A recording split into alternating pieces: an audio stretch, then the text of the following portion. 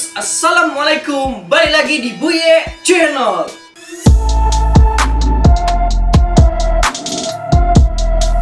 Yo guys, senang rasanya bisa kembali lagi menyapa kalian semua. Dan pada kesempatan ini guys, saya mempunyai konten tutorial penjelasan seputaran bagaimana nih kenapa pada smart diagnosis kadang dia normal, tetapi kenyataannya AC tidak dingin guys. Hal apa yang menyebabkan itu terjadi? Di sini akan saya terangkan secara eksklusif ya. Tapi sebelum itu saya harapkan kalian semua udah klik tombol subscribe ya guys, dan aktifin notifikasinya sehingga kalian semua tidak pernah ketinggalan nih video-video terbaru dari Buye Channel guys. Alright. Di sini guys, saya bercerita berdasarkan pengalaman juga saya di lapangan, dimana saat saya ingin melakukan pengecekan pada AC yang tidak dingin, langkah pertama memang yang saya lakukan adalah melakukan smart diagnosis guys. Karena dengan saya melakukan smart diagnosis, saya bisa mengetahui error sebelumnya dan juga keadaan AC pada saat itu ya. Jadi langkah saya itu pertama, saya lakukan smart diagnosis dengan menggunakan kode 57. Ini semua penjelasannya sudah saya buat juga podcastnya di video saya sebelumnya. Saya akan letakkan linknya nanti di atas. Jadi langkahnya itu saya smart dulu pada keadaan sekarang ya. Nanti dia akan tertera tuh keterangannya normal. Tapi kenapa keluhan konsumennya AC-nya tidak dingin? Kuncinya guys, coba cek dulu di kode 58. Kode 58 lihat. Apabila tidak terbaca juga errornya, terkadang smart diagnosis ini mau juga guys, dia tidak mendeteksi adanya kerusakan, mau juga ya guys. Tapi itu jarang terjadi, tapi pernah juga pengalaman saya terjadi seperti itu. Kuncinya, saya lakukan smart diagnosis pada saat sekarang dengan kode 57. Tadi kan kode 57 pertama normal, ya kan? Baru saya pastikan pakai kode 58, mengecek error sebelumnya.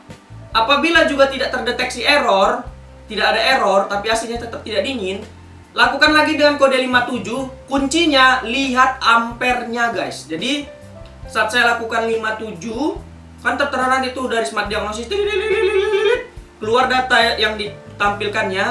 Kalian cek bagian paling bawah ampere current-nya guys.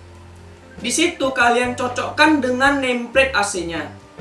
Biasanya apabila pengalaman saya sering ampernya itu 0 ya guys, kompresornya tidak hidup. Jadi pada saat kalian lakukan smart diagnosis, AC memang normal, tidak ada error guys, tapi outdoor mati kompresornya guys, sehingga AC kalian itu tidak dingin. Jadi kuncinya, apabila tidak tertera error di smart diagnosis, kita harus melihat keadaan fisik dari AC tersebut guys. Apakah outdoornya bekerja, apakah kompresornya bekerja, ataukah fan-nya ada yang mati. Itu kuncinya guys, lihat keadaan fisiknya. Setelah itu, apabila kita sudah lihat ampernya 0, langsung kita menuju ke outdoornya guys. Jadi saat kita menuju ke outdoornya, kita cek. Pas sering saya dapatkan di lapangan, kompresor mati ya guys. Setelah kompresornya mati, saya matikan dulu listrik MCB-nya. Ini langkah saya ya. Kalau bisa kalian catat di nota penting kalian di buku, sehingga kalian bisa mendapatkan panduan apabila menangani permasalahan AC inverter. Saya matikan stutnya. Terus saya pastikan dulu tahanan kompresornya guys. Tahanan kompresor UVW-nya itu harus sama ya. Apabila berbeda, kemungkinan kompresornya bermasalah.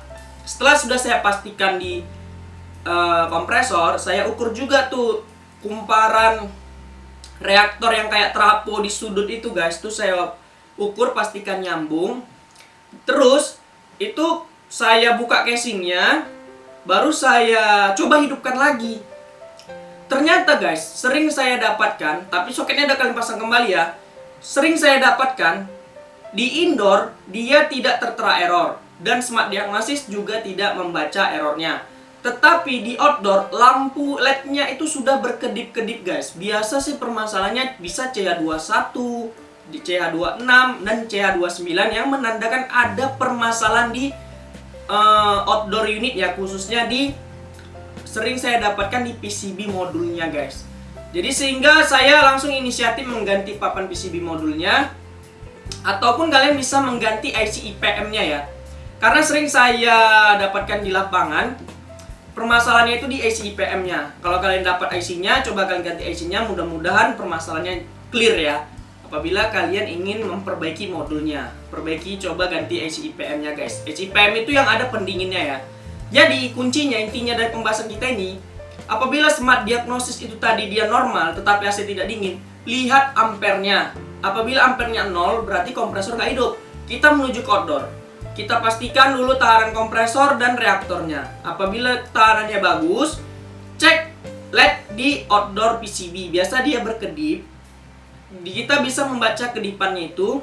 Saya pun udah buat juga penjelasan membaca kedipan LED ya. Nanti saya juga taruh linknya di atas.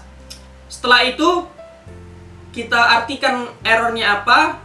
Tapi apabila error di kedipan pun tidak ada, saya sarankan ganti PCB outdoornya aja guys. Pengalaman saya itu sih, LED-nya tidak berkedip juga. Tapi kalau LED-nya berkedip ada CH21 PCB. Kalau nggak ada errornya, ganti coba PCB-nya guys.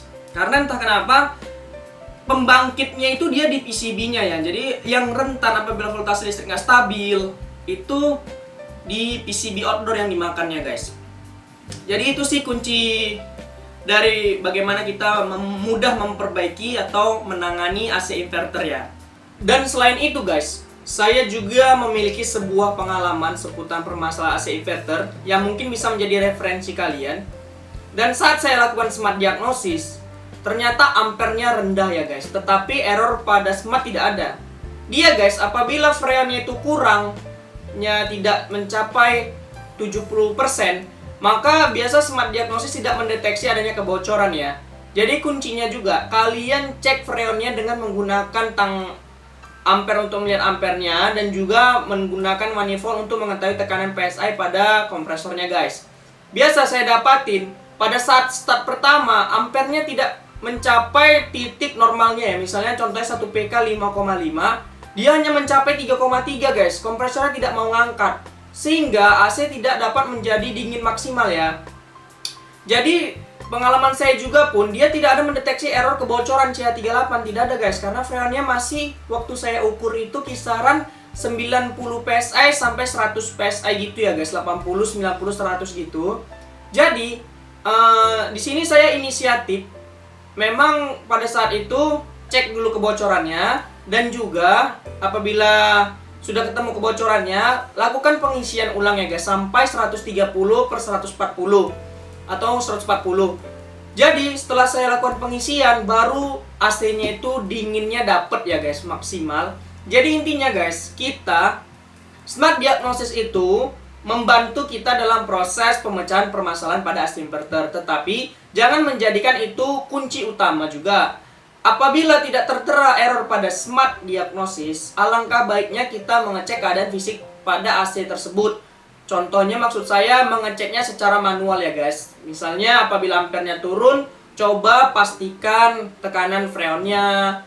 Baru kalau misalnya AC-nya kompresornya tidak hidup, pastikan di bagian outdoornya, khususnya di PCB modulnya. Sehingga kita bisa memperbaikinya dengan profesional ya guys. Jangan, oh errornya nih nggak tertera normal kok, AC normal. Tidak guys, kita harus cek juga keadaan fisiknya. Itu sih kuncinya dari saya guys. Semoga pengalaman saya ini, berdasarkan saya kerja di lapangan, saya publikasikan kepada kalian, menjadi referensi kalian, menjadi kunci jitu apabila kalian ingin menangani permasalahan AC inverter ya. Terkadang kita masih bingung, kita banyak yang belum paham. Maka dengan kita berikan penjelasan ini, mudah-mudahan kita semua terpandu dalam penanganan AC inverter ya. Jadi tidak pernah salah ponis ya guys. Oke, mungkin itu saja yang dapat saya sampaikan guys. Lebih dan kurangnya saya minta maaf. Saya harapkan apabila kalian suka video ini, kalian like, komen, dan share sebanyak-banyaknya agar teman-teman kita pada paham dan mengerti. Dan jangan lupa subscribe channel ini dan aktifin notifikasinya ya guys, sehingga kalian tidak pernah ketinggalan nih video-video terbaru dari Buya Channel guys. Dan apabila kalian punya lagi banyak pertanyaan, langsung kalian klik kolom komentar, kita akan bahas dan kita saling sharing ya guys. Karena berbagi itu indah guys. Oke guys, see you in the next time video. Sampai jumpa. Dan di sini guys,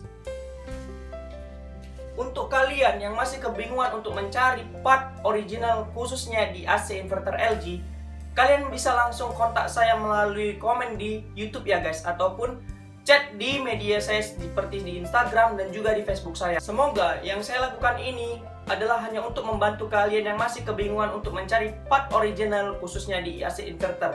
Tapi di sini saya dapat membantu kalian apabila kalian membutuhkan spare part lainnya. Oke guys, saya harapkan kalian bisa langsung kontak saya apabila kalian membutuhkan part original LG ya guys.